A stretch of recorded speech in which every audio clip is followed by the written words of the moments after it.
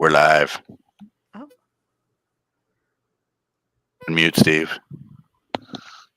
Right, I am muted. Neat. Hey, everyone. Welcome to Slow News Day Live. My name is Steve Poikinen. I'm here in the Santa Cruz Mountains for just like another week and a half.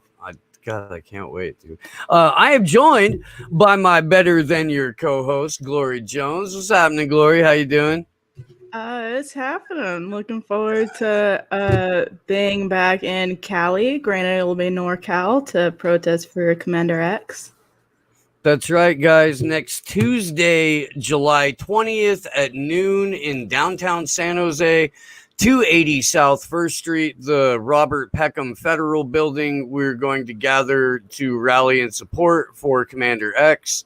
We are also going to address the Biden administration's continued war on whistleblowers, activists, journalists, publishers, and anyone who dares speak truth to power or outside of the narrative in these times, which is why we're speaking today with editor, satirist, and just fucking YouTube punching bag, Matt Orfalea.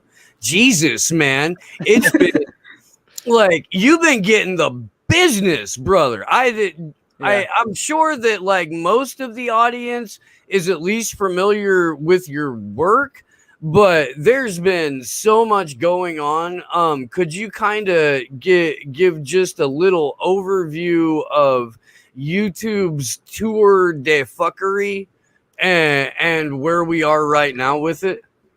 Sure. This all started back, let's see. I've been in YouTube hell for a little over a month now.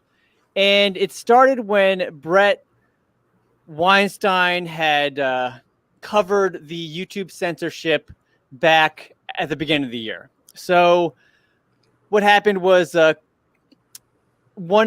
doctor gave testimony in the U.S. Senate in a hearing suggesting that we look into cheap alternative drugs for COVID, to treat COVID and prevent COVID.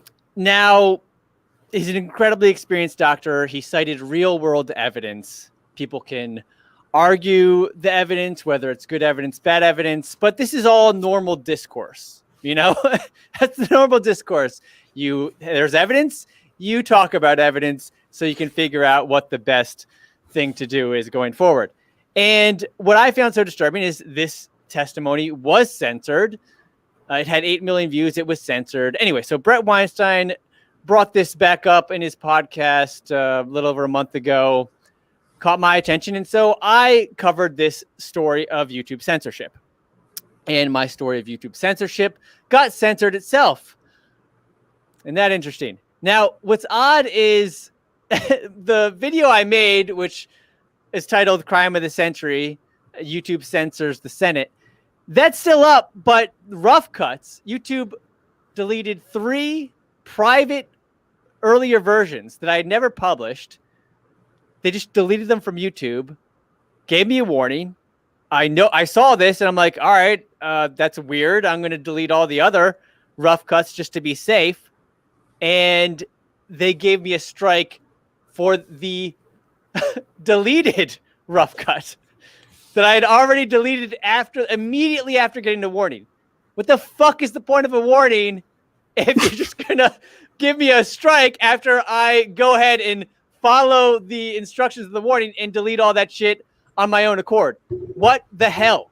And so the idea of getting a strike for spreading medical misinformation, because I talked about the drug ivermectin. I wasn't claiming it did anything. I was just covering the story of its censorship on YouTube after being discussed in the U.S. Senate. So just the notion of getting a strike for any kind of misinformation for a video that was never public and was already deleted. That's not any. How can you spread any information from a deleted video that was never public? And if I'm not mistaken, the medical misinformation in question was you showing a clip from mainstream media of Senate testimony. Yes. Now, this is something that happened to a very good friend of mine, Jason Burmis. He had, I think it was Rand Paul was questioning somebody, or maybe it was this doctor. It was about ivermectin. I do remember that. And I'm not trying to push a product. I'm not a salesman or a pharmaceutical rep or any of that shit. I know that there's been a number of studies that have shown efficacy as a prophylaxis, as a preventative. That's not my field of expertise. We report on it. We get demonetized for that, but we're not selling anything. But my point is that Jason was showing clips of Senate hearings, and those are the only videos that still have a strike on his channel now. It is showing direct Senate testimony. That's now beyond the pale, Matt. Yeah. And this doctor that was giving the testimony, he's been proven right before. And like you, I'm not making any claims, but the guy has got an incredible history of being right, even on COVID. So he had given Senate testimony in May 2020, and he said you should treat serious cases with some kind of steroid. And people at the time were like, I don't know, no one, that was not normal, again, because it's an entirely new disease. Well, now that's standard treatment for COVID. So he's got a track record. He's incredibly experienced. And like I said, there's evidence. Now, hell yeah, we should argue the evidence. People want to say it's not good evidence. Okay. But it's just normal discourse to be able to have that conversation. You don't censor, half the debate. And this was just the beginning of my entry into YouTube hell. The next stage was I'm about to get on a plane for 6 hours, and I'm like, God. And I'm like, my plan is I got up super early. I'm gonna sleep on the fucking plane. That's my plan. I know the words of that one. You know how it works. And then I get this notification that says your YouTube channel has been completely demonetized on account of you violating YouTube's rules against violent criminal organizations. So YouTube is accusing me of some involvement with violent criminal organizations. I don't know quick, for my sake, are you now, or have you ever been in charge of the Yakuza? I'd love to be able to put that on my resume. That's a whole lot more impressive than video editor, but unfortunately, no. I'm video editor for the Yakuza? Ha!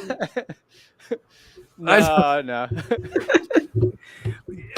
Criminal organization. What are they suggesting that occurred? What's their justification for that? I mean, don't get me, I slice and dice. Occasionally, I shoot people, but that's on camera. I do with videos. Oh, snap. To be clear. So I shoot, I cut people up, but it's all video. Okay, just to be clear, I'm not a violent criminal, despite what you hear from YouTube and what Steve is saying, joking around here. But sorry, I forgot the question. What was YouTube's justification for the criminal organization?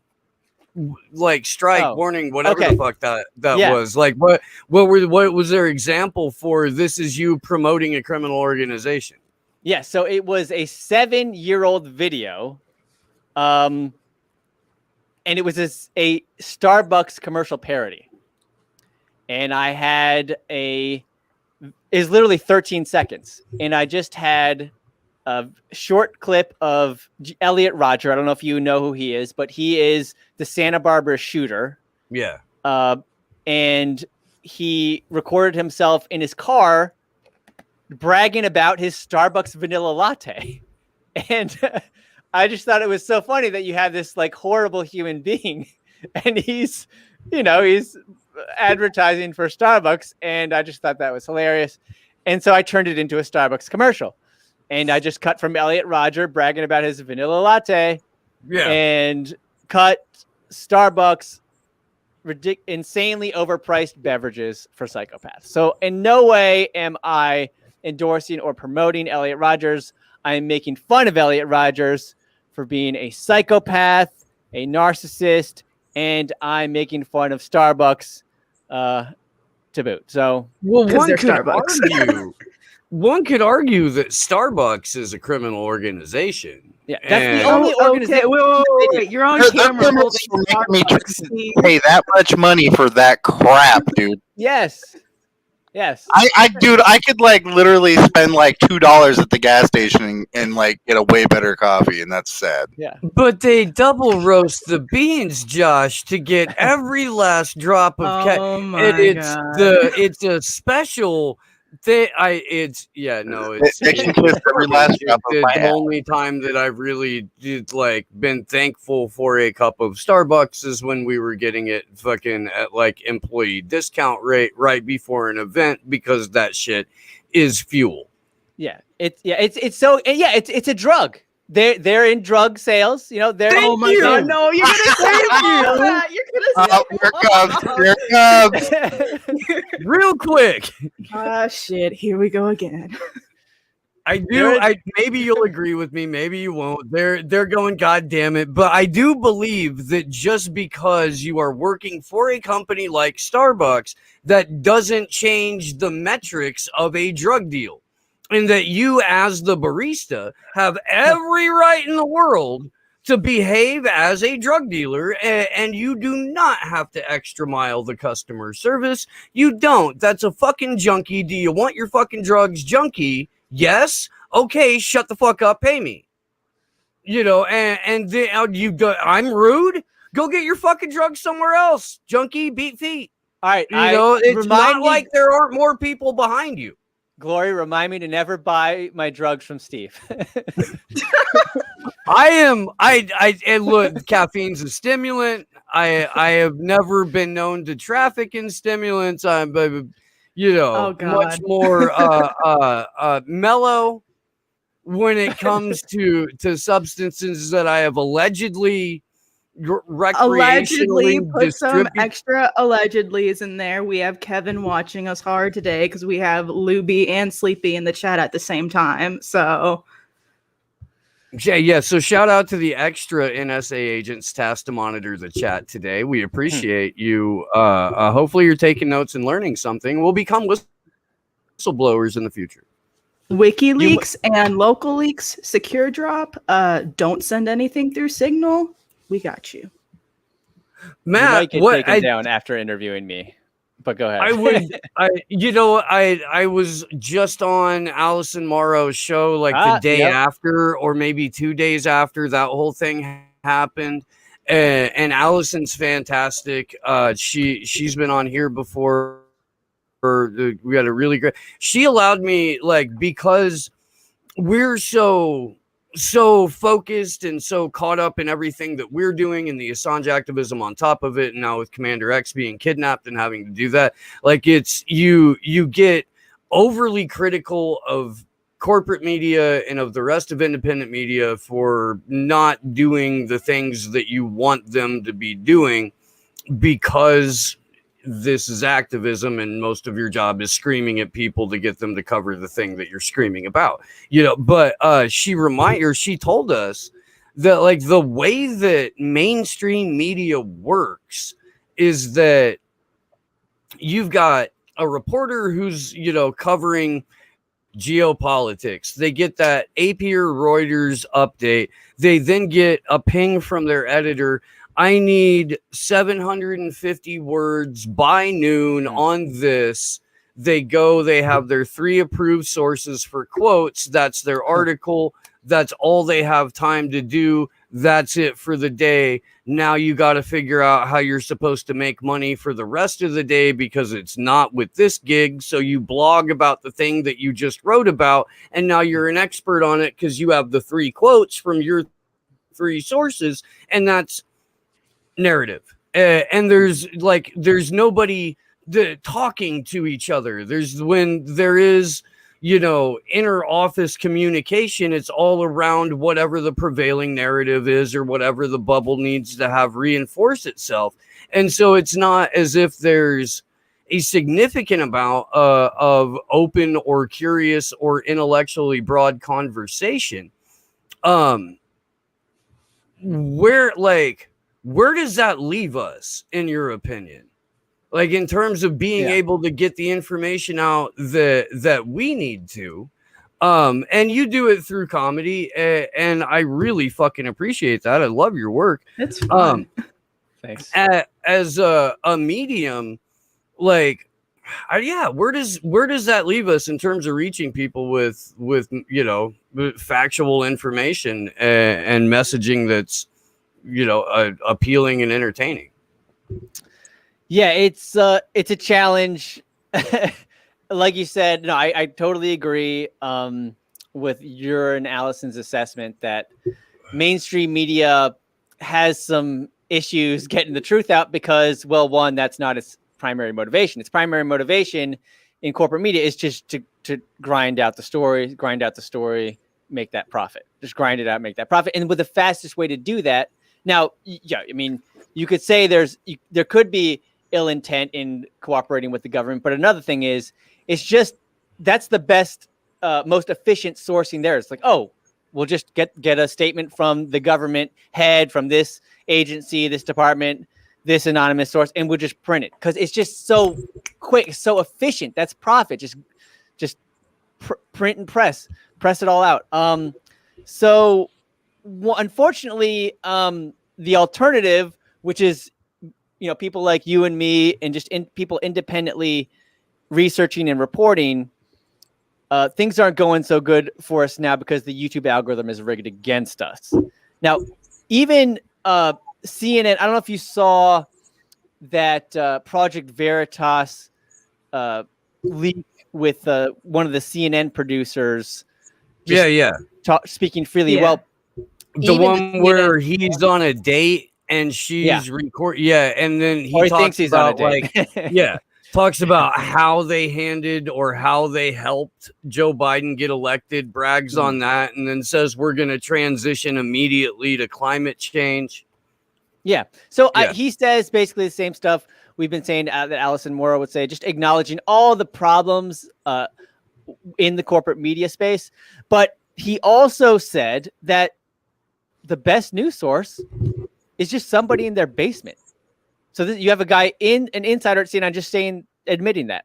And, some people might react by like, what? That makes no sense. No, it does make sense because typically, if you're grinding out stories alone in your basement and it's not your job, you're doing it because you're passionate about something. You can do better work because you don't have the pressures from, bosses and deadlines. You could really put in the work necessary to do a good report. And so you don't have those, you don't have to deal with those negative forces. And well, YouTube's CEO announced that they're changing the algorithm to boost quote authoritative sources, supposedly authoritative sources, because they want to drown out people in their basement, people in a garage reporting the news. The YouTube CEO, her own words, she said it's too easy for somebody in their basement or garage. She said both on different occasions to make videos. It's too easy. And so what we have is a system. It's an inherently rigged system now in YouTube where, honest, independent voices are getting drowned out by the allegedly authoritative sources, which is corporate media.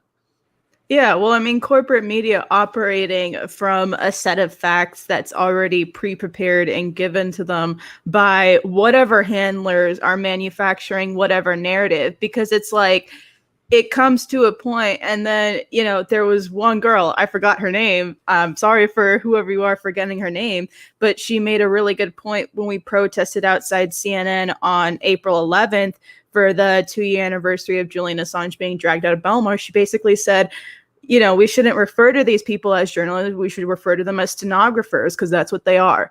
And, we've kind of run with that because really what's happening is they're just repeating whatever narrative that's given to them. And then it's like you said, they're trying to drown out any independent voices that are actually going against that narrative, not even so much going against that narrative as promoting questions of it, showing people an alternative and letting them come to their own conclusion with facts. Like, yeah. Yeah, and the fact checkers, like, they're not even fact checking in many cases. It's just spin. Like, they won't verify the facts or the statements given to them by the government or whatever department. They'll just be, oh, the WHO says this, so it's true. They don't look into seeing how the WHO came to this conclusion. Now, of course, the WHO can be right, but unfortunately, and they probably are often right, but unfortunately, they've been wrong many, many, many times as well. And so you can't. It is a logical fallacy to just appeal to authority. It's a literal logical fallacy.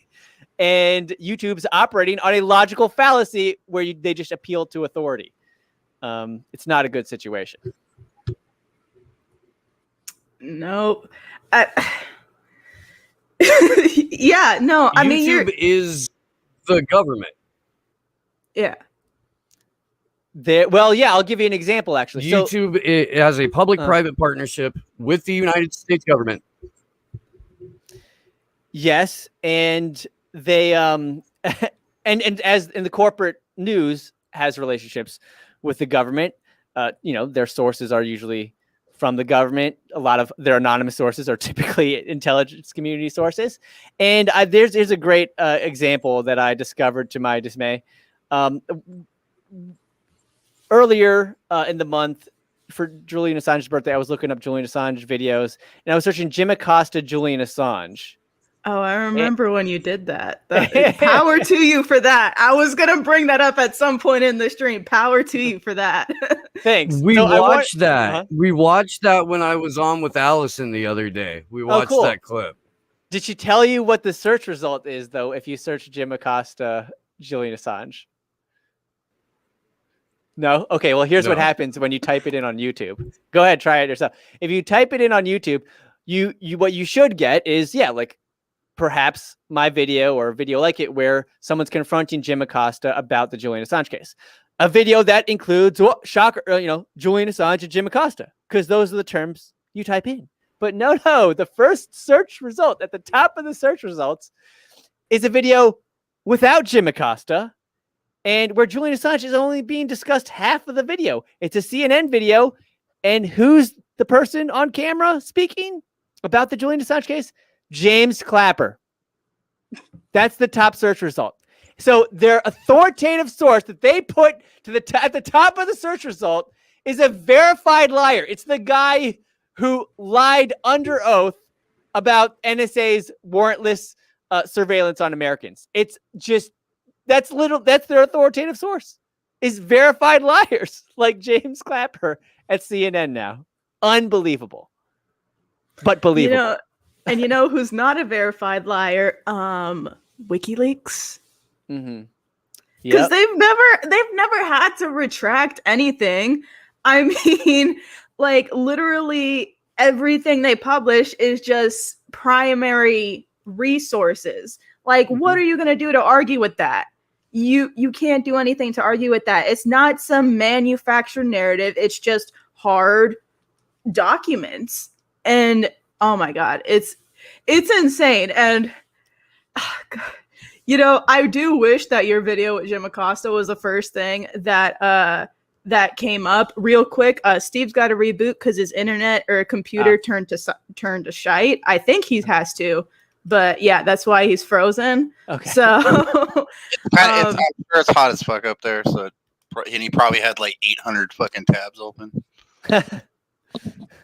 Yeah, no. I'll make sure to tell him to close out of all those tabs too. But yeah, I wish your video with Jim Acosta was the first thing that came up, but I know that's not going to happen.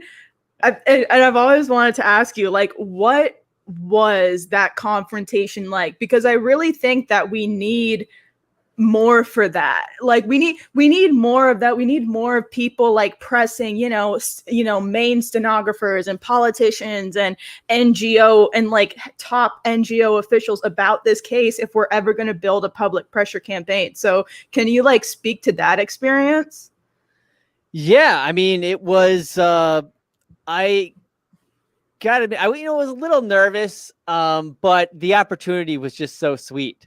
Originally, I was going to visit the museum to maybe do some kind of like guerrilla art. Like, so the museum is a First Amendment museum for those who don't know, and I thought it'd be really cool to just put in a little Assange exhibit, just like use some kind of tape or like some putty tape, and just whoosh, just go in and out, and all of a sudden there's like an Assange display, Assange section in the First Amendment Museum.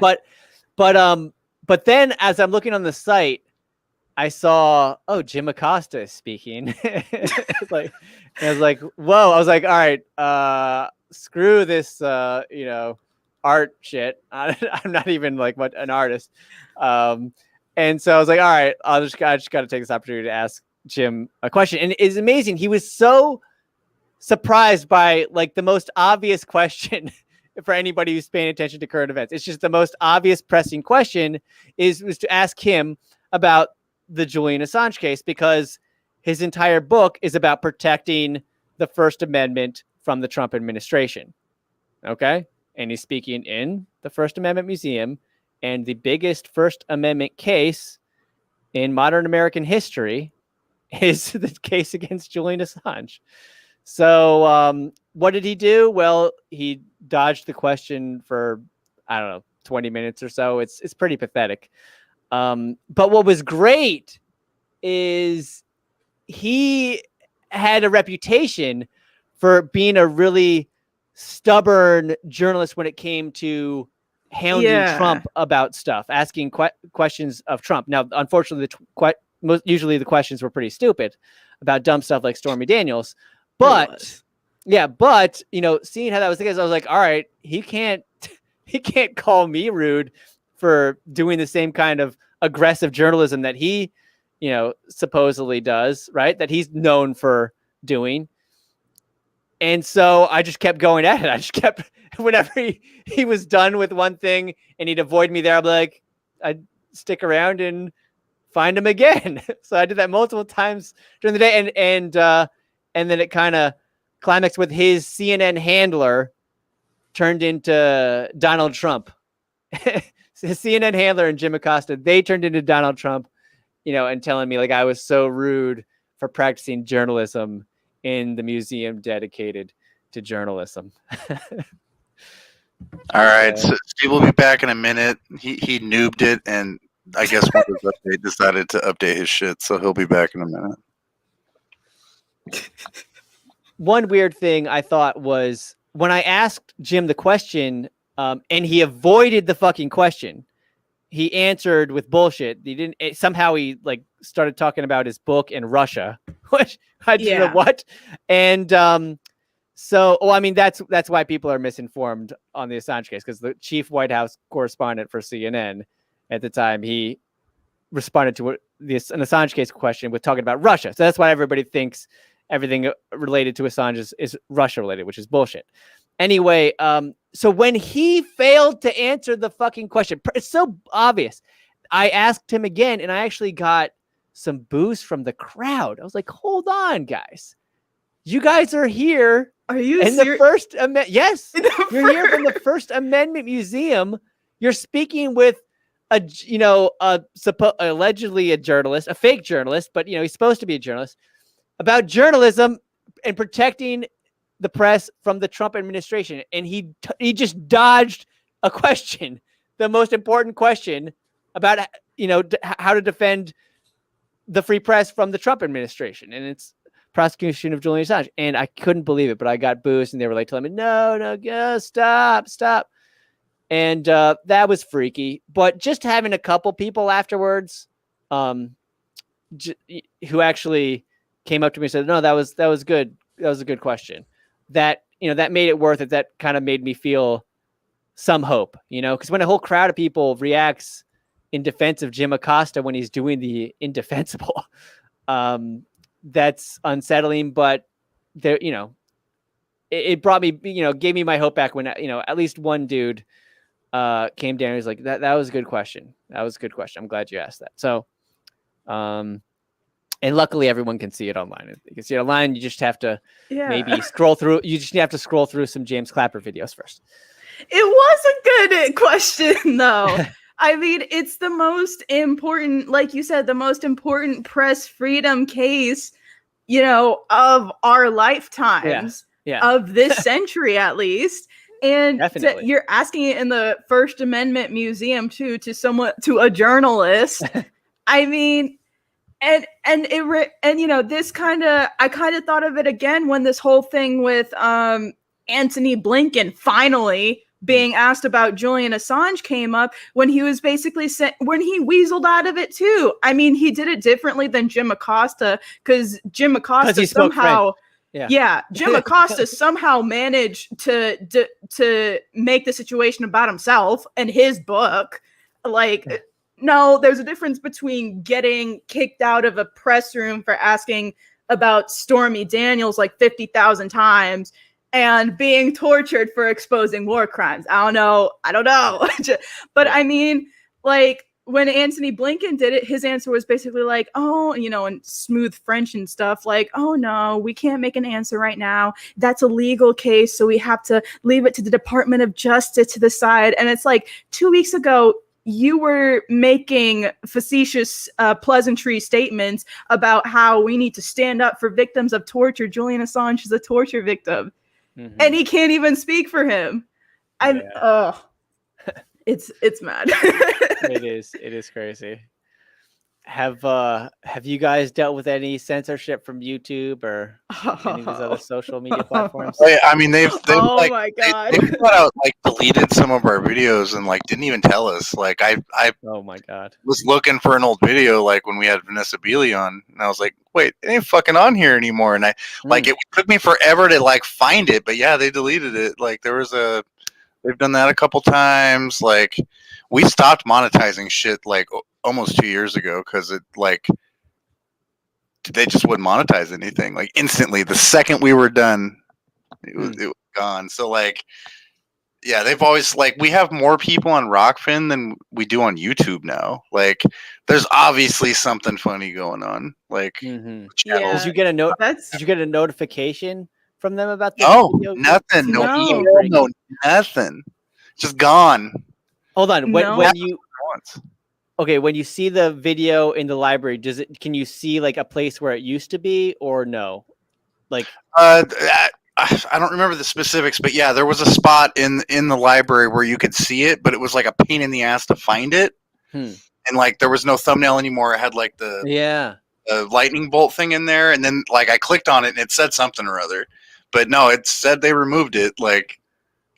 And it was cross-checked our Odyssey because it syncs to that, and it was there. So, oh my god, you gotta document that. Share that screenshot. You gotta search through there, and I'll see if I can find it. We have the tweet up somewhere, but straight up removed. If you go to our screen, there's a spot where an interview with Vanessa Beeley should be, or was it? It was something Vanessa Beeley related. Either it was a video about her getting targeted by the BBC with Eva Bartlett, or it was an actual interview with her. But it got yeeted by YouTube on the main page. So there's nothing there where that video should be in the timeline.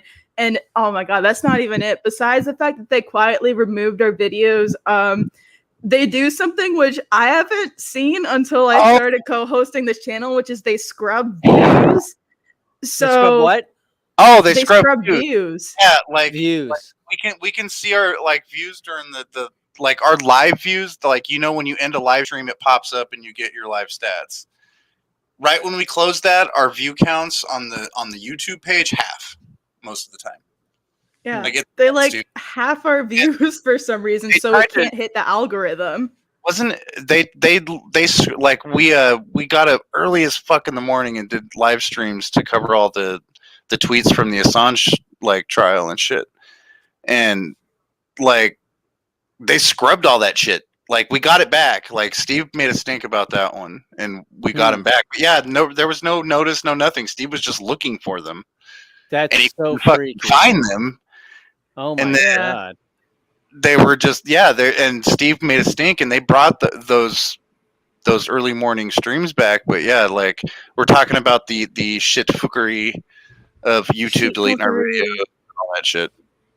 Yeah, they unsub people from our channel, and then they did for a while. They haven't done one in a while since, because we literally started like daring YouTube to put them on our videos. But we got these QAnon context warnings where under our videos they would put like context warning QAnon, and then they would give like the first paragraph of the Wikipedia entry on QAnon on videos where we wouldn't even say QAnon. We would just be playing. Weird. We would just be playing clips from like the World Economic Forum or some shit like that. But we would literally be playing clips and analyzing them, not mentioning QAnon once or relaying any of their theories that comes from that op.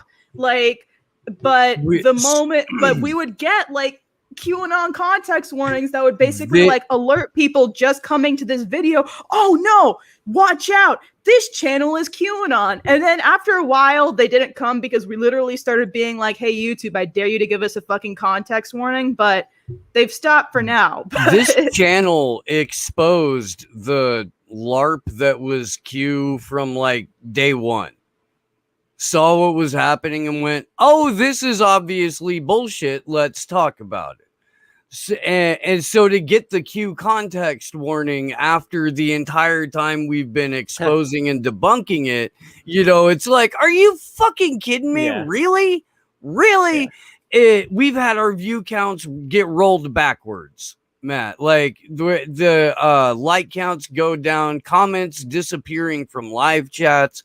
We have more than double the subscriber count on Rockfin than we do on YouTube. Been on YouTube for 3 times as long as Rockfin, but where YouTube won't let us grow or gain subscribers and has mass unsubscribed thousands of people, Rockfin just lets us post the content and talk about what we want to talk about, and the channel grows and proliferates and people like it. Maybe Rockfin's better for growing because it's this less people on there, so less, you know, competition. Maybe that's part of it. I don't know. But dude, taking videos off your channel without notifying you is absolutely insane.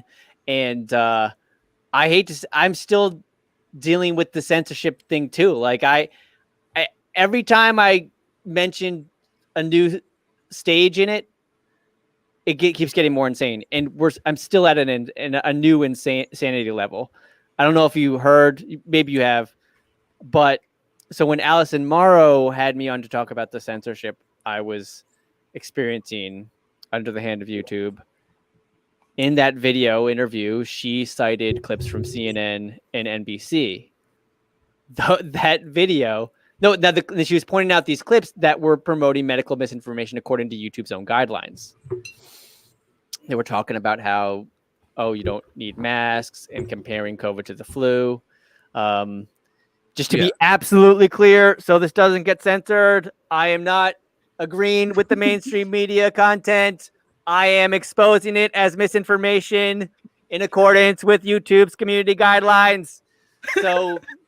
So that's, and they took her video down. They didn't take NBC or CNN's videos down. They took her video down, exposing CNN and NBC's videos. And we made enough of a storm that even after YouTube rejected her appeal, it quietly reappeared. They didn't notify her. They didn't explain anything. They didn't apologize, but it did reappear. For about 3 years now that I've been doing the show, if we have a catchphrase or whatever, it's been, we live in a fucking cartoon, and that was supposed to be a joke. Matt, it was like, I was just fucking, I had a whole like bit about how we got hurtled into the dumbest of all possible timelines. Not the best, definitely not the worst, you know, but the dumbest. And it's because, do you remember in 2016, the Large Hadron Collider had a hard reset because like a weasel had got stuck in it, and it forced a hard reset of the Large Hadron Collider. So the bit is that's what did it. It, you know, split a tear in space-time, hurtled us into the dumbest of all possible timelines where a WWE Hall of Famer Carnival Barker is president, and where we can only speak in like woke catchisms lest we be canceled. It's, you know, again, not the worst, definitely not the best, inarguably the dumbest. Yes, things are very dumb. And here's another very dumb thing. So I just mentioned how Allison's video got rejected. Luckily, it came back under the most, sketchiest of circumstances. But my video defending Allison's video, showing how she was exposing NBC and CNN and not endorsing the misinformation they were pushing. My video is now deleted, and mine hasn't gotten back. I'm still trying to get mine back, and it's definitely kosher. It doesn't violate any of YouTube's guidelines. Like Allison's video, I was pointing out how corporate media is violating YouTube's rules. Instead of taking down the corporate media's YouTube videos or their channels, they took down my video. And yeah, if anybody can help me like retweet that story, please do, because that's the only thing that gets YouTube's attention is press and embarrassing them. That's the only thing. That works. Not the interview that we just did with Whitney, but the one before that. Good friend Whitney Webb, incredible investigative journalist. The interview we did with her time before last, YouTube yanked it on the upload. Let the live stream go through, but as it was processing and rendering on the upload, they were like, yeah, no, you don't get to do this. No, sorry, but it's not going to happen today. What was that video? Do you remember? What was oh that's right, she had been doing a big deep dive into both Bill Gates and Epstein, and then we talked about and the military, with the Maxwells too.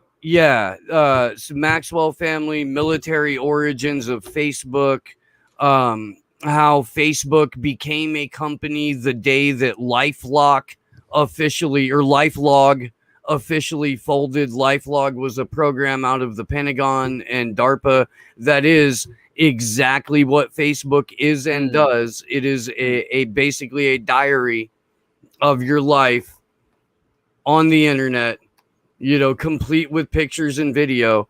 But DARPA had pitched it as a surveillance thing. Facebook, of course, is just a project from a plucky college kid who had a lot of NQTEL funding.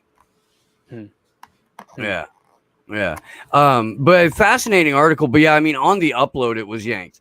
And I like, in terms of whether or not we violated content guidelines, our show violates content guidelines every time that we come on, just by the nature of the things that we discuss and the people that we have on the show. We're a walking terms of service violation. Well, hold on. Maybe there is a violation to having me on, but it's not in their rules. It's not, so just to be clear, this video has not violated any of YouTube's rules, at least not the public rules. And so they should not be taking this down. But I can't put it past them. Like, it's just nuts what's happening. Well, and before I had like the force reset reboot of my fucking laptop in the middle of the show. That was cute, by the way. And I was trying to go in a little bit on the fact that YouTube essentially is a part of the government, and they are. There's a public-private partnership with YouTube and the United States government. It's also the second largest search engine on the planet. Yeah. And it's owned by the largest search engine on the planet, exactly. which is responsible for making the most common handheld surveillance tool known to man, which also in turn has like multi-jurisdictional contracts with different governments to supply the goddamn infrastructure by which they communicate. You cannot remove YouTube from the government anymore. Maybe 5 years ago, maybe, but as soon as Google and YouTube did their special hug, they became part of the government. And so now we're quite literally appealing to the government to get the government to stop censoring us. Yeah. And I don't know, diversify, get on as many other platforms as humanly possible, find whatever other avenues by which to generate revenue for, like, I mean, we don't. I've been kicked out of better bars by bigger bouncers, and they're going to have to kick us off of YouTube. They are, like, we're not just leaving and we're not changing anything about the content that we put out. We haven't been able to monetize a video since April of last year, you know, but Burmis has a point. We need the cat video people, like, whenever we can. If they stumble across the content, you know, God love them, dude. I bless them, and they need to be here, and we need to be able to reach people that don't already have a working knowledge of the things that we're talking about. Or even, like, if you're just pointing out to people that the game is rigged, that is vitally important. That is such an instrumental component of helping people further themselves on a path of understanding how the fucking world works. Mm-hmm. Yeah, the whole private company talking point is so fucking stupid. Yes, I'm so glad you said that. And I've got a great counterpoint, I think. I mean, you could also say everything Steve just said, but basically everyone in America, they understand that censorship in China is authoritarian and dangerous and wrong and a human rights violation. Americans see that when it's happening in China. When it happens in the US, they say, well, it's private companies. But what they don't understand is that most of the censorship in China is being carried out by private companies. Yes. 100%. Thank you. And it's so basic, but just nobody knows this. And I found some really great talks by a former CNN chief correspondent in Beijing, actually. And yeah, former, because she was actually good at her job. So she quit. But she wrote a book about the censorship in China and about, you know, just the dangers of censorship going forward. She wrote, it's several years old now, but she laid out how censorship in China works. And yeah, it is primarily being carried out by private companies. And even the Great Firewall of China, as it's been described, so which is kind of the first layer of Chinese censorship, the U.S. mimics. So what has been described, and I think what most Americans are familiar with, the kind of censorship in China is how they block American websites, right? So they actually don't use Facebook, Google. These big American websites are blocked in China, and so they have the Chinese versions, the private companies in China, the same thing, just, you know, different company. Now, the U.S. is doing the same thing. As you guys might recall, we just blocked Press TV, Iraq's, you know, PBS. So we were blocking foreign websites as well, foreign media as well. So, you know, that first layer we're mimicking, and then the second layer, which is the private company censorship, we're mimicking as well. The social media censorship in China is primarily self-censorship too. So while there is one difference, and there are laws on the books in China that says social media companies, they have to have self-censorship departments. They have to self-censor. Now, while there's no law that I'm aware of in the US that does that, our private companies, they act the same way anyway. They're self-censoring like fucking crazy. And they're doing it not because there's a law, but because they want to avoid a law. They want to avoid more regulation. And because they just have a friendly relationship with the government. Anyway, so yes. So fuck everyone who says the censorship is okay because it's a private company. Please inform them that is exactly how it's being done in China. Well, not only that, but during the Kavanaugh hearings, when everyone was completely focused on the drama between Christine Blasey Ford and Brett Kavanaugh, right down the street in a different hearing room, Google executives were meeting with members of the U.S. Senate to tell them how they've helped lay out the groundwork to filter China's internet and roll out the social credit system. And like 2 people picked up on that and reported on it. And everybody else was like, the people that are total deep state grown and like their parents play golf together and then go decide which weapons manufacturers get which contracts to go bomb school children. Yeah, those guys are pretend fighting. So you need to go and pay attention to that. And it's like that Google is teaching the U.S. government how to map out the social credit system. Now Biden gets elected and is like, oh, by the way, a traditional credit score is going away by 2022. Well, what? I mean, logically, not even putting on a tinfoil hat or anything, but like logically, what comes next? We're bragging about rolling out the Internet of Things. We've got Elon Musk saying, we'll coup who we want. We're as long as there's lithium to be had out of it, you know, and I understand that Elon's lithium comes from Afghanistan and not Bolivia. That's beside the point. We'll coup who we want is a pretty universal attitude. Yeah. But if we're in the era of the Internet of Things, which we inarguably are, we're going to have to power that. In order to power that, we've got to be able to get the raw materials that we need in order to make the components and the things that power it. In order to do that, we're going to have to wreck the fucking planet. And we're going to have to sell people on the wholesale destruction of the planet. So anybody reporting on any of the things that even touch those spheres become instantly targeted for censorship, algorithmic suppression.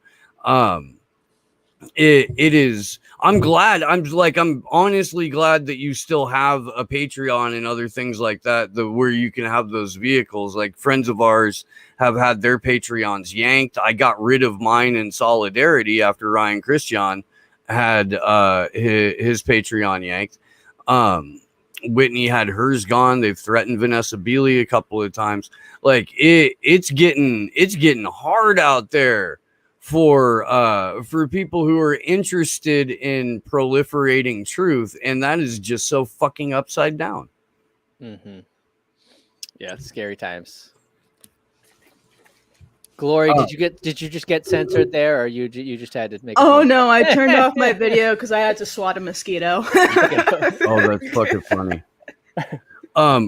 Real quick, I do want to get at least a couple of the super chats out. Frank Analysis, Big Frank, you fucking rock, brother. Good to see you. Thanks for hanging out.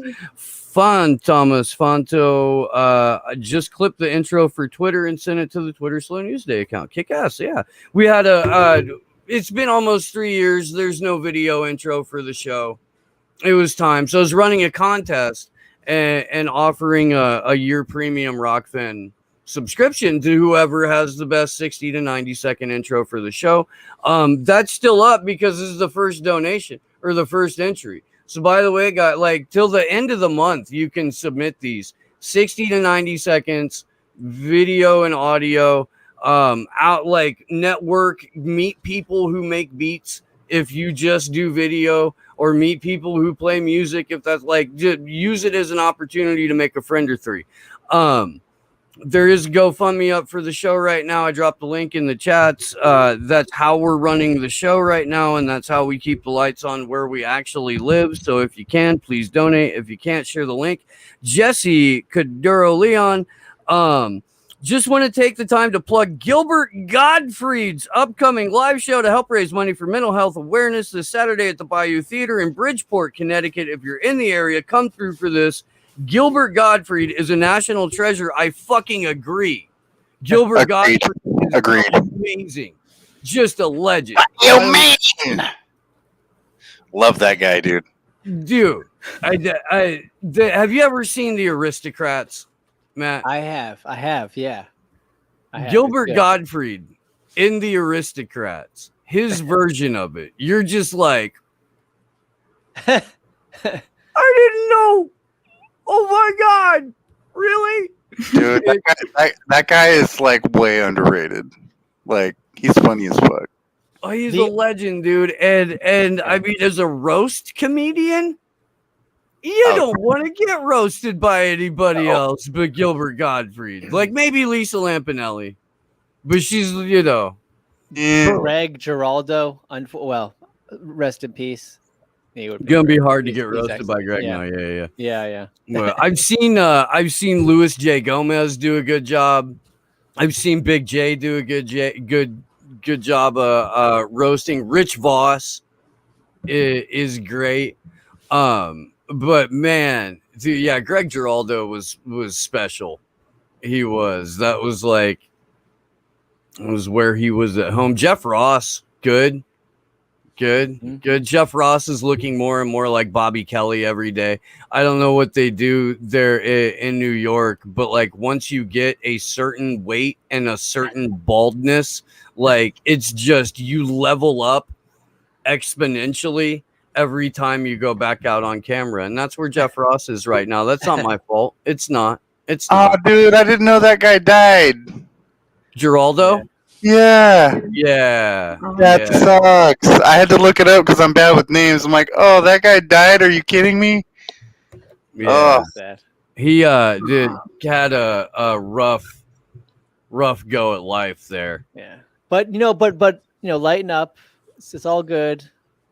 James Clapper is still alive, so at least that. Can you fucking kill Kissinger 2021? Come on now. Come on. I don't know. Come I don't know on. if you can really see it or not, but to my left here, where my elbow is covering, it's a little artwork from Steve Cutler. Saying "Burn in Hell" Donald Rumsfeld. It was obviously created the day that white Jesus looked down upon his favorite nation, smiling, and said, "I will do thee a favor," and shuffle loose Donald Rumsfeld from the mortal coil. And so we thanked white Jesus, and we got rid of Donald Rumsfeld. But I believe in 2021, and I believe that there's room for Kissinger. I do.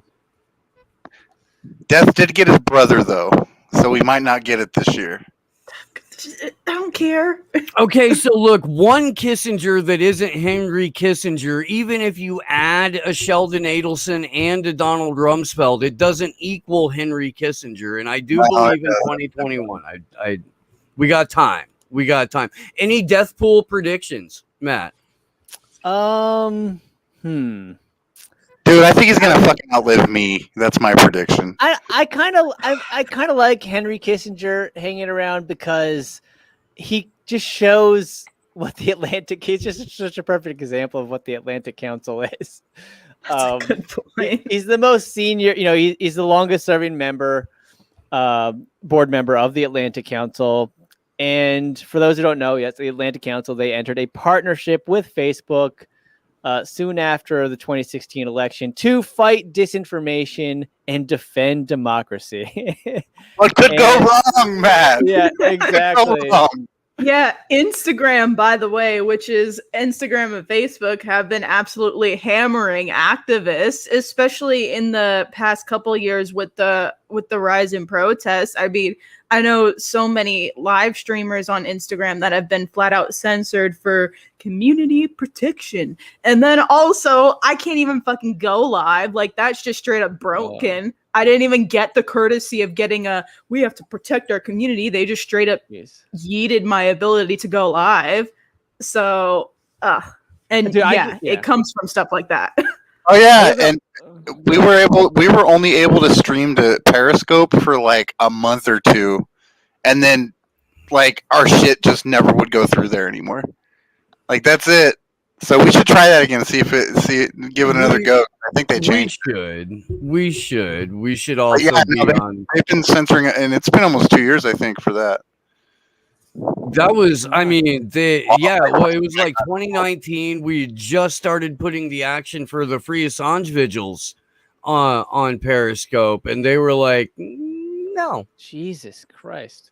Yeah, like they just it would stream, you'd get no errors, and it would just say media cannot be played on the thing. Yeah.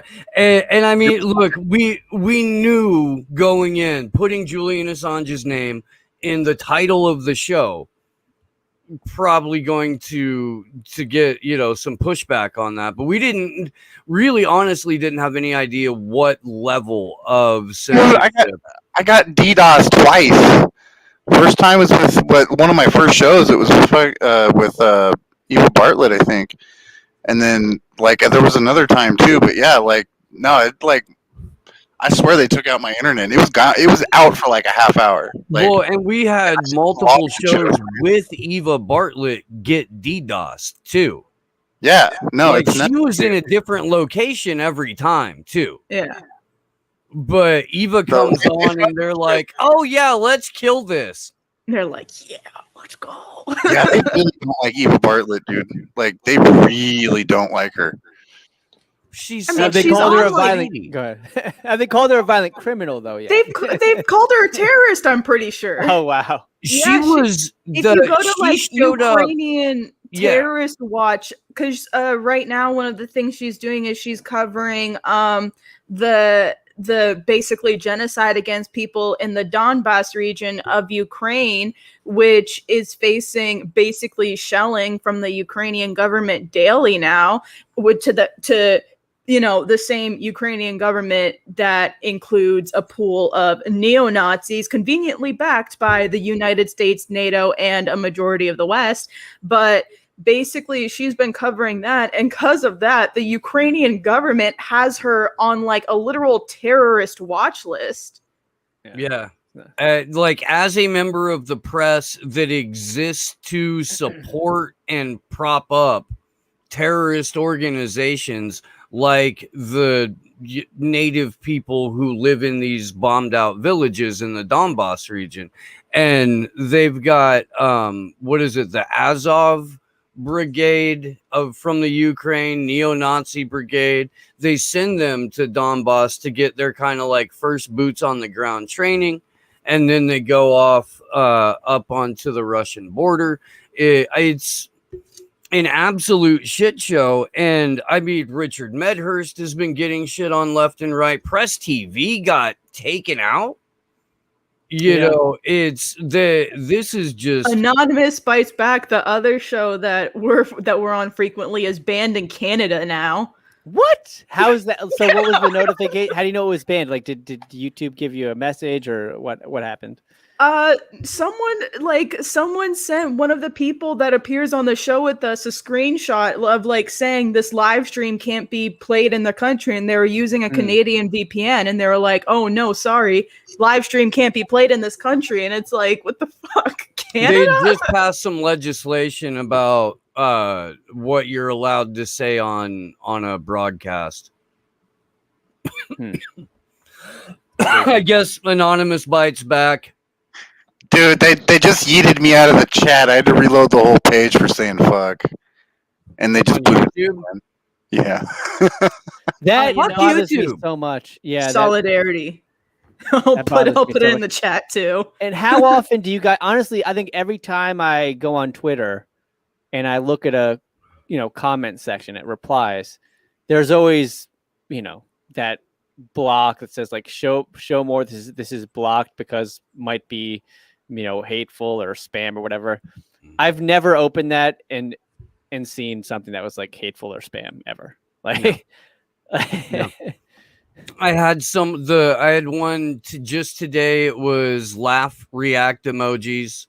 I had one yesterday. It was somebody thanking me for posting about a particular topic and then linking to more information about that topic.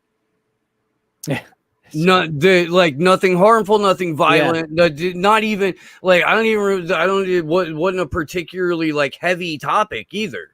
It's just whatever Twitter decides, that's what's going to happen. I've said this for years now, but independent media, what we're doing, we don't just have to combat the rewriting of history that takes place. We have to combat the rewriting of real time.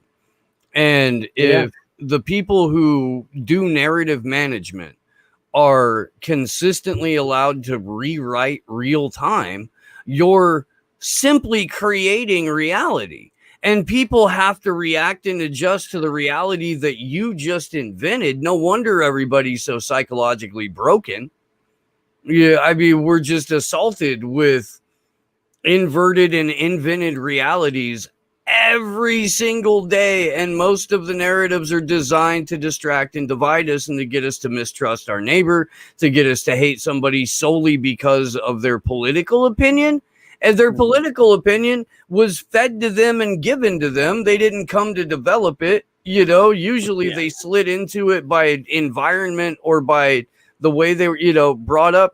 It's just nonstop psychological assaults. And we don't. Why the fuck we think we have the right to be in any other country in the fucking first place when we can't even heal ourselves is beyond me. Yeah, agreed. I don't know. I don't know how much time you got, Matt. If you got to get out of here, let us know. I've got a couple of more questions for you. Hit me. I me. appreciate your work, and I'm glad you're here. When you're approaching a video, because you have a very particular style and you have a very non-traditional medium when it comes to trying to express a point, be it comedic, political, or both. So when you're approaching a video, what's that process like, and where, what gets you, what pops up that makes you go, oh fuck, I got to do something about this? Where's that coming from? So the inspiration is almost always when I see people in my own network, whether it's online or real life, and they're just, everything they're saying is just totally false, but they're completely convinced of it. And that's always when I was like, oh, fuck, I gotta make a video. And it's because that's the only way I can't get through to them normally. They just won't, I'm just saying facts and it's just not getting through. And so the only hope is with a video. And it started, I guess, before 2013 or so, I was just comedy. Then I started doing some basic income stuff. So I guess when I see people, and I would talk about basic income, and people would they just were like, no, that doesn't make any sense. So so I make videos. Likewise, in 2016, everybody had this impression that Bernie Sanders was like this terrible, mean old man, worse than Hillary Clinton. I'm just like, oh my God. And so I had to show people that obviously Bernie has been a bit of a disappointment lately, but still, it was still very irritating for people's just complete understanding of him to be entirely false, just entirely based on falsehoods. So and then I guess more recently, censorship is probably one of the biggest issues. People are so misinformed about Julian Assange and WikiLeaks and the Assange case. So that just got me. I'm like, I gotta I gotta cover this. And the process is pretty simple. It's just reading a lot, but more than reading, it's just watching a lot of video. So I watch a lot of news clips and documentaries, and it just, because it's all material that I can use. And so I feel like I just have to look through everything. I watch so many goddamn YouTube videos. It's insane. But as I watch it, I'm just like taking meticulous notes and just organizing. I just basically just put all the clips into different categories. And as I'm watching all the stuff, then I'll occasionally find like little nuggets of gold. And I'm like, oh, that's a really good clip I could build something on. And then, and it just kind of goes like that. That's the process. It's fucking fascinating, man. It's interesting. Well, I just shot footage for my first documentary, and so the month of August I'm gonna be tackling it. I've been talking to a handful of people that do editing just to kind of pick their brains a little bit about their stylistic approaches and what, how they approach the process, because it's going to be a whole new baby for me. Yeah. I've never done this before. So I've helped and I've conceptualized and I've written, but I haven't edited. And that's a whole different art form in and of itself that's going to be, more or less brand new to me. So yeah, the technical skills of editing are important, and practice makes perfect. But the thing that people don't understand is at least with nonfiction, with documentary, people don't understand how much goddamn footage you have to watch, like how much time you have to spend just watching footage and searching through footage. It's that takes up an incredible amount of time just to tell a 10-minute story. Oh boy. Yeah. Yes. Yeah, really. I mean, for some of our videos, like we've pulled clips from like World Economic Forum panels or like congressional hearings, and we'll have to, watch through hours of footage to get to the timestamp that we need just to find enough clips for one video, and overload Sleepy J in the Element chat. But yeah, no, so I totally get where you're coming from with that, at least, where it's like the amount of content you have to go through to be able to find these little nuggets of information and these little kind of things that you harp on and use to kind of give you an avenue to slide down and read in between the lines. But I mean, that's what you got to do as a journalist. So the 780 some page National Security Council on Artificial Intelligence report, or the 535 page with full diagrams and footnotes, it like that. I guess comparatively, in terms of time spent watching video footage and then time spent scrolling through fucking endless dry as hell documents where absolute sociopaths spell out our impending enslavement just casually, and giddily sometimes. It's a weird calling. Yeah, you got to be like obsessive, I guess. And yeah, you make a good point. Like, the mainstream media is not so meticulous.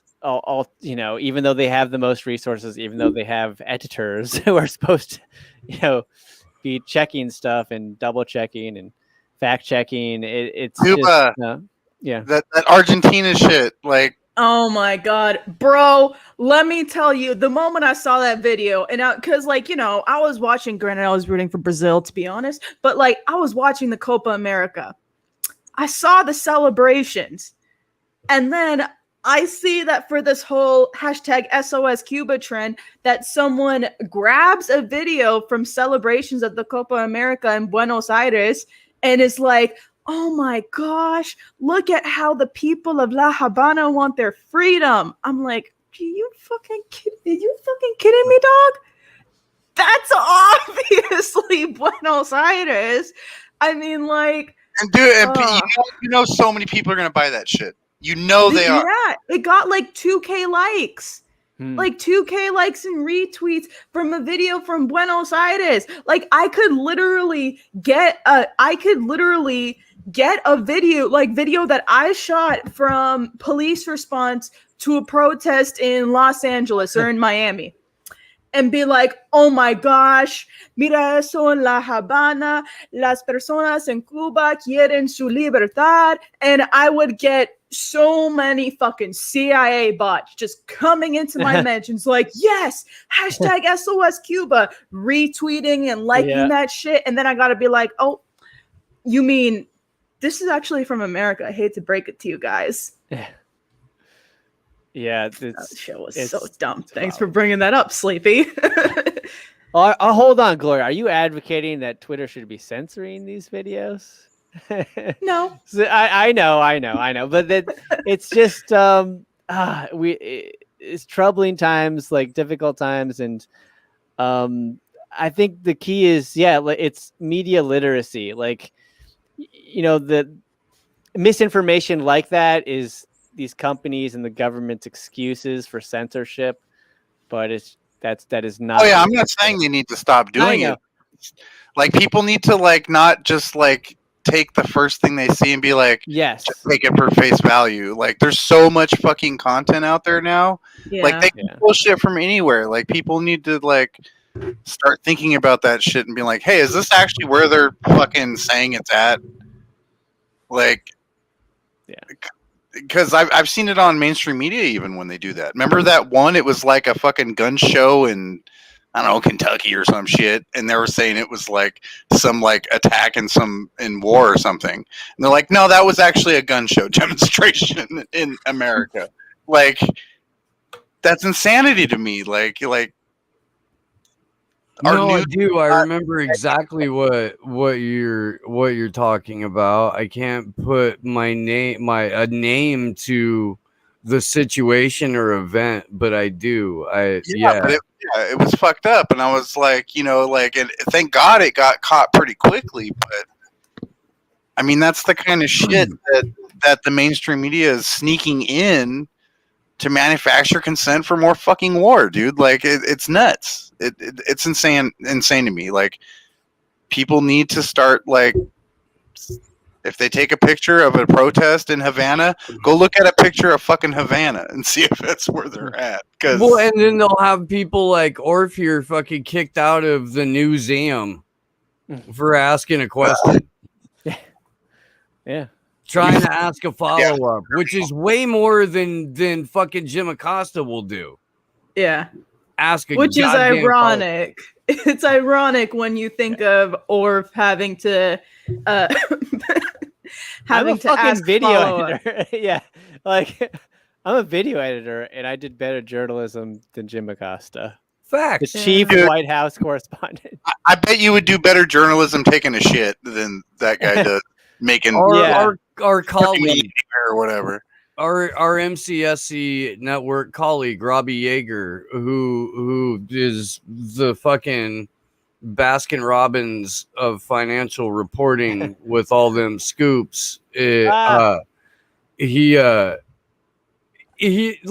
a tweet out a few months ago where he was like, Jesus, how lazy is the media? I just seriously went in to take a bathroom break at my day job, saw that Nancy Pelosi was connected to these companies and moved this, money. And, I had this fucking just blatant insider training. On my bathroom break at work, I literally take more productive shits than most of the financial journalists that are out here. What the hell? That's on his, it's his day job.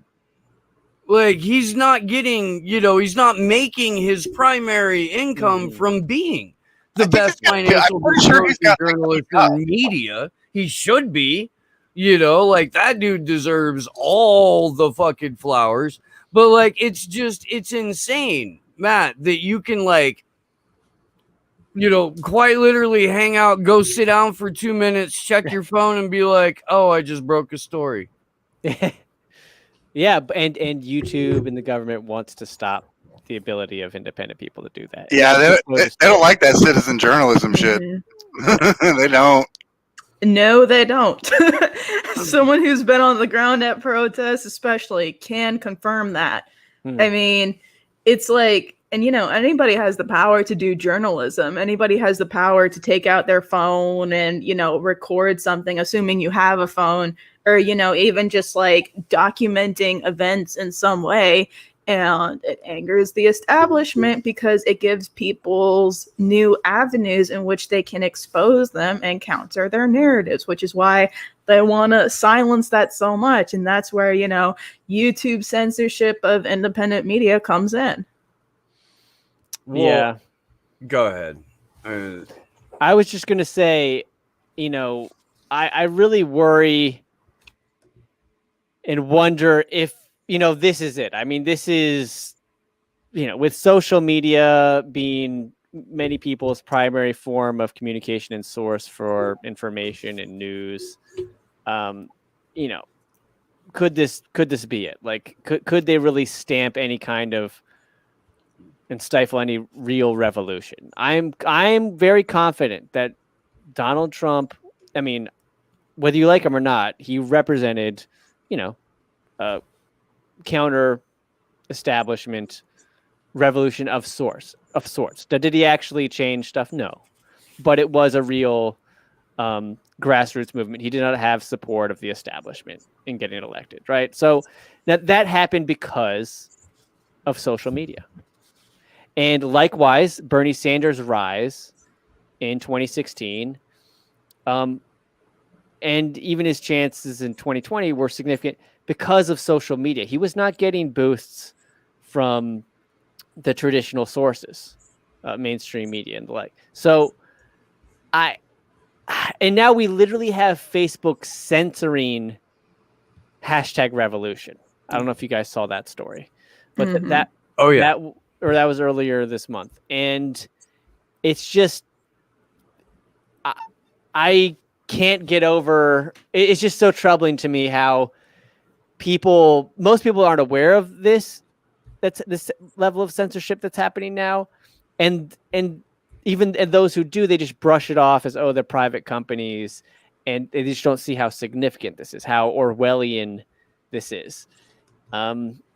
With regarding the #revolution censorship, Zuckerberg is virtue signaling with his American flag on the 4th of July. I'm pulling that up right now. Yeah. Cool. I had been looking into, I mentioned how China censors. So I was looking into that, and I stumbled upon some Harvard research from 2013. Okay. So yeah, this is these are people's screenshots. They're being given the message on Facebook that they can't view #revolution posts because they're hidden, because some of those posts are not safe, and so they're hiding all #revolution posts. And the reason this is such a big story, just the irony, the comedy of it all, the seriousness of it all, during a time when America is supposed to be celebrating the American Revolution, Facebook is censoring it. It's just so disturbing that's an incredible fucking story on so many levels. The irony, the significance, and the pure comedy of it, and nobody covered it. It's just so fucking disturbing.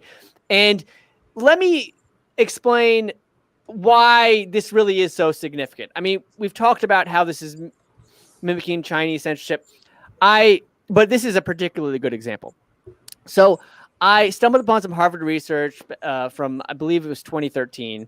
And what they found in their studying of how China's censorship works, they actually don't mind if you criticize leaders. That's not their primary concern. It's not their primary concern. So those will get through the censors. But what they really crack down on is things that will lead to real world action, real world movement's real world action. So, and I believe the term that Harvard used is their primary concern is to crack down on, quote, collective expression. So the standard, so obviously protests, collective expression, but hashtags are obviously a form of collective expression. And all the protests, tweet storms. Yes, that's collective expression. And so the same kind of material that China is primarily concerned with cracking down on, apparently so is our own media giants in the US. Think about it. Every real protest, all the big protests, they've all originated from hashtags. It's already a collective expression just on the digital media, but it goes into real life. BLM, all of these big protests have originated with hashtags, and now they're censoring hashtag revolution, or they censored hashtag revolution. It's just a perfect example, and it disturbs me greatly that nobody covered it. And so thank you guys for having me on, so I could at least tell that little story, because I think people need to know about that. It's insane. Yeah. I mean, this is remember, I think it was last year. It may have been the year before that, but Twitter was removing and banning people, not banning, but suspending people for retweeting the Declaration of Independence. Because there's a passage in the Declaration of Independence that talks about overthrowing a government, and it being incumbent on the citizens to do so if their government becomes tyrannical. And Twitter was like, hey, wait, no, the Declaration of Independence on the 4th of July, that's a little bit too much. I'm sorry, we can't have that. No, this is America. We're a wholly owned subsidiary of the World Economic Forum now. We're not a sovereign nation. You don't get to tweet out the Declaration of Independence without, paying a significant price anymore. It fucking cartoon, man. I'm just putting it out there. An Orf video about fucking Klaus Schwab would be amazing. Oh, I don't even know what or who that is. I'm sorry. Klaus Schwab. Klaus Schwab is do a little digging, and you'll want to make a video, I suspect. Klaus Schwab is the CEO of the World Economic Forum. Okay. He wrote a book in 2020 called COVID-19 and the Great Reset. The World Economic Forum is the one that's been pushing like the whole Great Reset thing and the Build Back Better that every Western leader has been operating under. In the Fourth Industrial Revolution, Klaus said that the vaccines are the foundation for the Fourth Industrial Revolution. The World Economic Forum put out a video saying you'll own nothing and like it by 2030. That everything you use, you will rent, and it will be delivered by drone. We'll be eating bugs, Matt. That's where that whole like narrative is coming from, that bugs are good, actually. The Fourth Industrial Revolution, Great Reset, essentially is the complete commodification of nature and the total surveillance of every living organism down to the molecular level. With telehealth, huge part of it. Yeah, it sounds fucking nuts, dude. It does. It's the guy's written multiple books about it. It's nuts, dude. Yeah. He's even got a very creepy, like Andy's billionaire. There's this picture of him where he looks like a fucking like just a straight like villain at a start. Like Here we are. Yeah, it's glorious. But dude, look into that guy. Like you'll be horrified. Like it's a lot. Like it's a huge topic, but like it's insane. He was mentored in the 70s by Henry Kissinger. This is a German Swiss citizen who's Papa was a Nazi. Papa worked at Escher Weiss in Ravensburg during the war, and Escher Weiss was a model National Socialist company. That's where Johnny Vedmore has done a tremendous deep dive into Herr Schwab's past and family history, which is carefully curated and very hard to find anything other than press release type stuff, which is a testimony to the level at which people really do value their privacy, which is why they can make so much money off of our every thought and whim and fancy when they catalog our data and sell it around so that we can be target marketed or just targeted for our opinions. The World Economic Forum as well, which is also very much tied to what we've been talking about with YouTube censorship and censorship of independent and alternate media in general, because Susan Wojcicki has appeared in a lot of panels at the Davos forums, which are hosted by the World Economic Forum. And they also have panels where they essentially get like corporate CEOs together and they talk about like, how are we going to censor independent media and make it sound like we're protecting press freedom to stop the spread of misinformation and disinformation? So they're very much pushing this kind of agenda of any suppression of alternate thought as well. Well, if you please send me any clips of Wojcicki, saying stuff like that at the World Economic Forum, and thank you, Steve, for bringing up Klaus so that this video will now definitely get censored. I mean, we're on a bunch of other platforms. It's all good. I mean, again, we want the cat video people. We do. YouTube doesn't really send them our way in the first place. The platform we've been posting on for less than a year, we have double the subscribers, and a lot of the content on that platform is paywalled. Are you on? Do you have a Rockfin channel? I think it was. So I have a little story of my experience with Rockfin. So they reached out to me whenever they were starting, and I went through the trouble of setting up an account and all this with them, and you got to do the Coinbase thing, the wallet thing. And then they never enabled my channel to upload videos. And I responded to this guy a couple times, even months later, and they just never did it.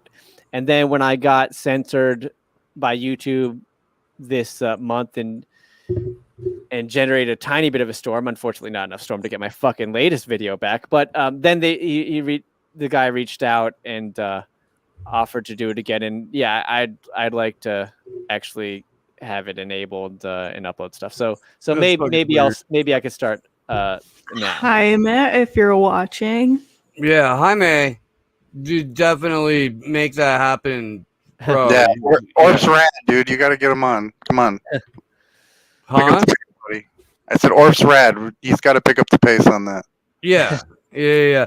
And I mean, now that there's like, you could put stuff both in comedy and in like free thinking media, because there's a comedy division to Rockfin now. Sam Tripoli's head of development there. And like Tony Hinchcliffe has a Rockfin channel. Tom Segura has a Rockfin channel.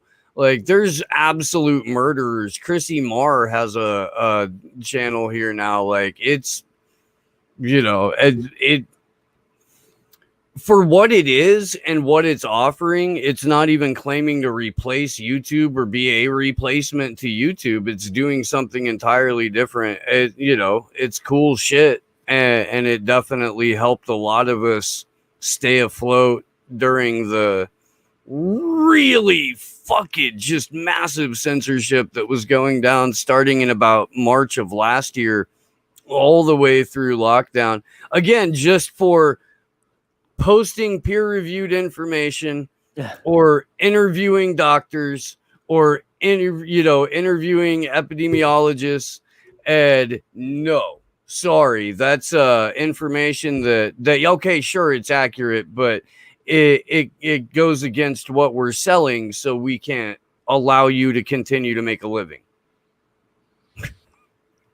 Yeah, I hope Rockfin continues to be successful and grow. I hope all these alternative sites grow, and I hope if you're not on Odyssey, if you're not on Odyssey, Matt, definitely get on there because they'll back up your whole damn channel. I'm on there, and they saved my life because when I was I like that platform, man. Like they're cool over there. Yeah, the design is very YouTube familiar. It's good for anybody who's used to YouTube, and I was saying, really, like, they saved my life because if I didn't have my videos backed up when I got accused of being involved in violent criminal organizations, I would have been told. Just imagine that you get that notification, you get accused of that, and the video is no longer there because YouTube removed it. And imagine you don't have a copy to show people how wrong they are.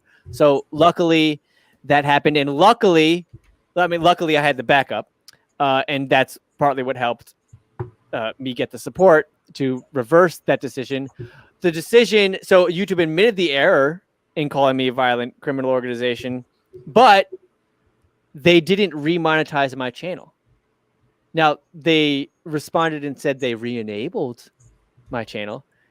They didn't remonetize it. So all my videos stayed demonetized, unmonetized. And so after they admitted to taking a wrecking ball to my entire fucking channel, I have to pick up the pieces and put them back together again too. So I had to manually, put them all back together. And I just finished that yesterday or today, last night, this morning. So I know the words of that song. Anyway, that's so that was ridiculous. And then Odyssey did save me again with the latest video they took down. It's called YouTube Censors Reporter Exposing YouTube Hypocrisy. And that's the one where I'm talking about Allison Morrow's video. And I'll just like to end in, a little call to action, ask people to help me out.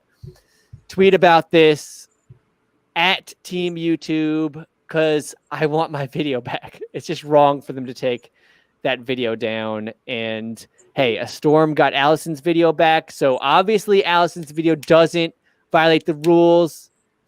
So my video citing Allison's video and defending Allison's video also doesn't violate the rules and should obviously be back up. And it's just such a ridiculous story. And it really is the best story I know of that so clearly shows YouTube's double standard and how they enforce their rules. The corporate YouTube channels, they can violate the rules. And independent media, you get taken down, videos taken down, even going back 7 years ago when they don't even break the rules. It's messed up. Well, Matt Orfalea, thank you so much for your time and really do appreciate your work. Please let people know where they can find it and the best ways to support you. So I am on this tiny channel called a little website called youtube.com/orf. And yes, even though we've been complaining about them, unfortunately, I want those cat video viewers. We share an appreciation for comedy and cuteness. So I'm there right now. I do have a channel on Rockfin. I guess hopefully I can start uploading there soon. And Odyssey, like Andrew mentioned, and Patreon. I could really use a lot of support on Patreon. I really need some help. So I'll just end with that. Thank you guys for having me. And yeah, fuck YouTube for what they're doing to me. Yeah, thanks for coming on, Matt. Tough but fair. Yeah, appreciate it, Matt. Stick around, guys. We're gonna read off whatever other super rays that we have, and then we will see you guys back for Anonymous Bites back in about an hour and 20 minutes, or whenever Lubers shows up. Let's see, where the hell did it go? There it went. Shadowban refugee. Does this mean Orf is now part of the Doncopter army? Give him a nice big smoothie, and he'll be in. We live in a Philip K. Dick dystopia. And it's in game. And I'll let you know about Doncopter here in a minute. If you're not hip to Doncopter, holy fuck, dude, it's hilarious. Anna Maris, thank you for retweeting my tweet, Steve. Now it's getting the attention. Now that it's getting attention, they're at least feigning an interest to help, and that's not nothing. It's true.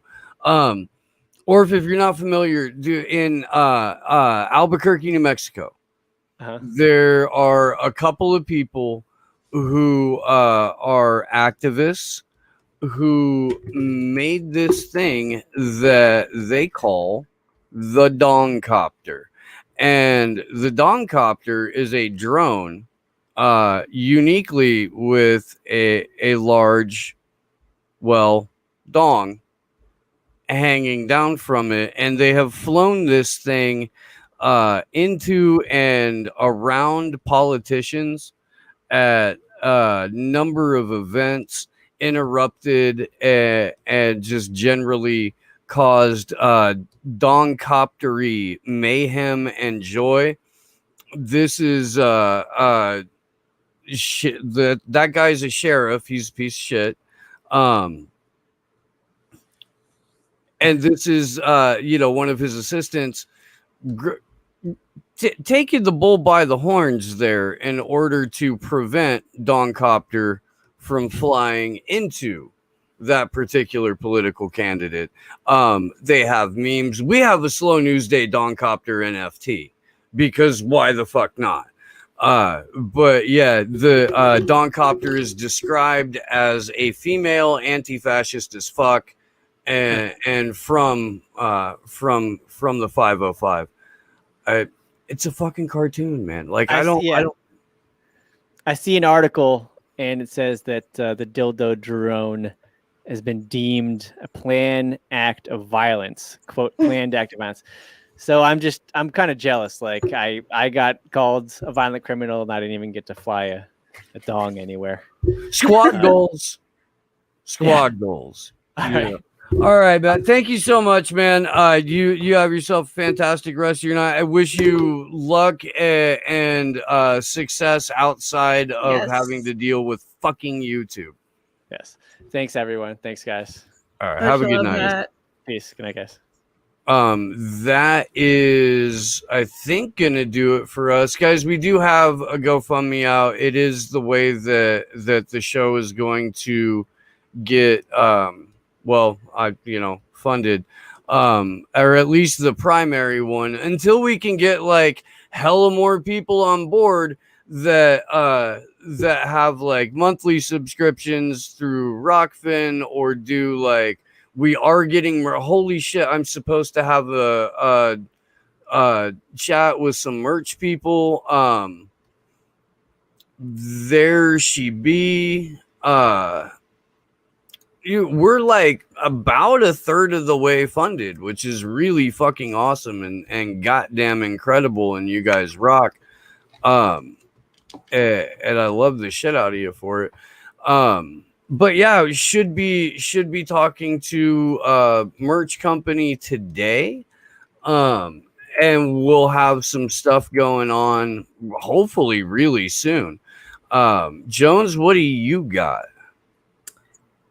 Nothing that I could think of for now. I mean, I have a Hive blog at Zero Eclipse with 2 E's at the end. Y'all can check that out if you want.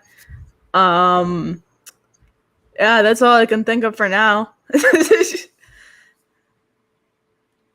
Okay. Yeah, no, don't have an email from the merch people yet. Not sure what that is. Okay, so we have a lot going on. I want to say that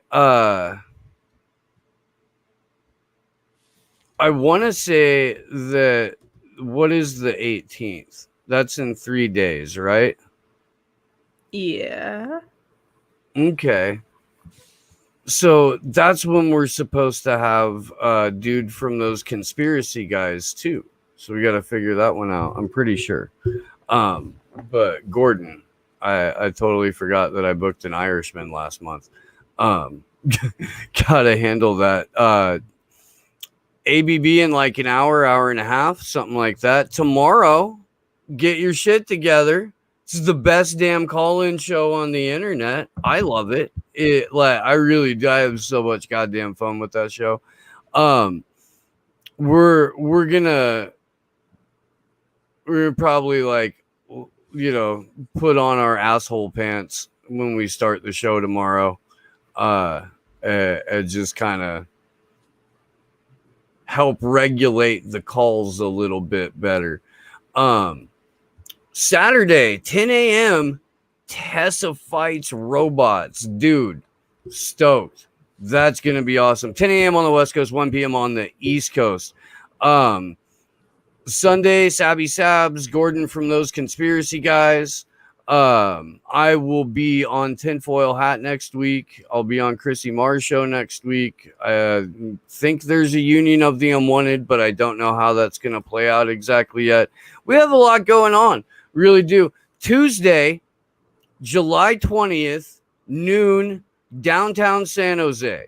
Rally for Commander X. We really, really, really need you guys to turn out and support. If you can't be there in person, if you're already coordinating a solidarity event, we have a live link for you so that you can tune in and watch the hearing. This is crucial. The more eyes we can get on this, the bigger message we send to X's kidnappers and captors that we're not going to stand by while they torture an old man on a fucking DDoS charge they can't even prove. So as we get closer to that, I will make for damn sure that link is available like everywhere. Really need you guys' participation with this. Anything to add, Jones? No. All right, y'all. Well, love the hell out of you. Thank you, everyone who threw a Super A, who hang out, who watched, who supports. We fucking love you guys. Big thanks to Sleepy Josh on the ones and twos. My better than your co-host, Glory Jones. Big shout out to Allie. Allie needs a whole new fucking job. Like, where her job is to just write articles and get paid for it and do fucking kick-ass deep dive segments on Slow News Day. That's the job she needs. So let's manifest that.